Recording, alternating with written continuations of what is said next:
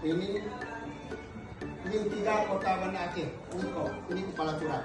Ini contoh aja. Nanti kita lihat yang lain. Ini juga di sini nomor, saya pulang lihat dan lain-lain. Nanti kita lanjutkan. Terus surat ini. Yang pertama surat ini dulu.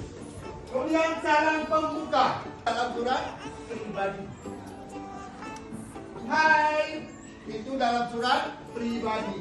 Tapi kalau surat resmi tidak boleh menggunakan ini. Salam seperti itu maksudnya. Kalau surat tidak resmi. Saya hari ini tidak datang ke sekolah berhubung dalam keadaan. Nah, Bapak katakan tidak dan jangan pernah menuliskan Bismillah. Kemudian Assalamualaikum dengan menggunakan bahasa Arab. Nah, itu remah uang, datang kawan di belakang, minjak. Itu kalimat-kalimat. Itu yang tidak diinginkan. Sebenarnya kalau masalah tulis, bagus Pak, bagus. Kan tak bagus. Bismillah, apanya yang tak bagus?